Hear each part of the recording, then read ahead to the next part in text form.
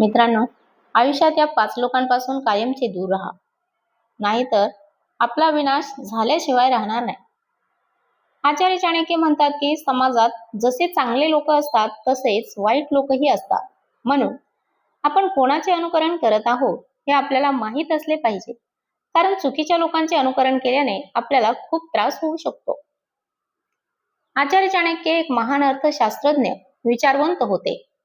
त्यांनी चाणक्यनीती नावाचे पुस्तकही लिहिले होते. या पुस्तकात चाणक्य यांनी त्यांच्या जीवनातील अनुभवांचे आणि विशिष्ट परिस्थितीत कसे वागावे याचे वर्णन केलेले आहे. चाणक्य यांचे विचार आजही अनेक लोकांसाठी मार्गदर्शक आहेत. चाणक्य म्हणतात की जीवनात आपल्याला 2 प्रकारच्या लोकांचा सामना करावा लागतो, चांगल्या स्वभावाचे आणि वाईट स्वभावाचे. चांगल्या स्वभावाचे लोक जे नेहमी इतरांच्या कल्याणाचा विचार करतात. दुसरीकडे असे लोक आहेत जे सतत इतरांचे नुकसान करण्याचा विचार करतात. त्यांना यातून आनंद मिळतो, परंतु असा आनंद अल्पकाळ टिकतो. अशा लोकांचे अनुकरण केल्याने तुम्हाला मोठ्या संकटांचा सामना करावा लागू शकतो. म्हणून या 5 प्रकारच्या लोकांचे कधीही अनुकरण करू नये. नंबर 1, स्वार्थी लोक. आचार्य चाणक्य म्हणतात की तुम्ही कधीही स्वार्थी लोकांचे अनुकरण करू नये. स्वार्थी लोक नेहमी स्वतःच्या हिताची काळजी करतात आणि एके दिवशी ते मोठ्या संकटात सापडतात. अशा लोकांचे अनुकरण करून तुम्ही एके दिवशी मोठ्या संकटात सापडू शकता.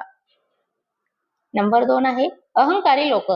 जर एखाद्याला कोणत्याही गोष्टीचा अभिमान असेल, मग ती संपत्ती असो किंवा सत्ता, तर तुम्ही चुकूनही त्याचे अनुकरण करू नये, कारण या गोष्टी जास्त काळ टिकत नाहीत. मात्र तुमच्या अहंकारामुळे तुमच्या जवळचे लोक तुमच्यापासून दूर जातात. म्हणून चाणक्य अशा लोकांचे अनुकरण करू नका असा आपल्याला सल्ला देतात. नंबर 3 आहे आळशी लोक. चाणक्य म्हणतात की जे लोक कोणतेही काम करत नाहीत, ते फक्त बसून राहतात, अशा लोकांचे अनुकरण करू नका, कारण एक दिवस तुम्ही स्वतः अडचणीत याल. नंबर 4 आहे बेईमान लोक. चाणक्य म्हणतात की जे लोक त्यांच्या कामात प्रामाणिक नाहीत, त्यांचे कधीही अनुकरण करू नका, कारण यामुळे तुम्ही अडचणीत येऊ शकाल.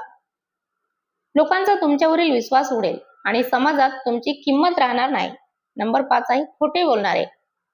चाणक्य म्हणतात की खोटे बोलण्याची सवय असलेल्या लोकांचे कधीही अनुकरण करू नये, कारण त्यांना सवय असते खोटे बोलण्याची, इतरांना खोटे सांगण्याची.